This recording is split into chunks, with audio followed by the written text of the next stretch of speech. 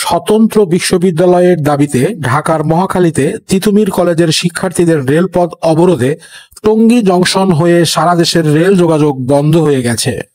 রেলপথ অবরোধের কারণে কমলাপুর সহ বিভিন্ন স্টেশনে বেশ কয়েকটি ট্রেন আটকে যাওয়ায় দুর্ভোগে পড়েছেন যাত্রীরা। মহাখালীতে রেল লাইন অবরোধের পর বিকাল 6:45 পর্যন্ত 6টি ট্রেন আটকে গেছে। Silk city express, Kalni, Jamalpur commuter, Sirajganj express সহ 6টি ট্রেন এখন পর্যন্ত ছাড়া যায়নি।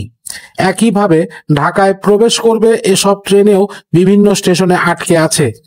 এর আগে সোমবার দুপুর 12:30টার দিকে আন্দোলনকারীরা কলেজের মূল ফটকের সামনে বাঁশ ফেলে সড়ক অবরোধ করেন। সেখান থেকে বিকাল 3:40 একদল শিক্ষার্থী বিক্ষোভ মিছিল নিয়ে মহাখালী রেল ক্রসিং এ যান। অনশনরত শিক্ষার্থীরা এই মিছিলের সামনে হুইল চেয়ারে করে অংশ নেন।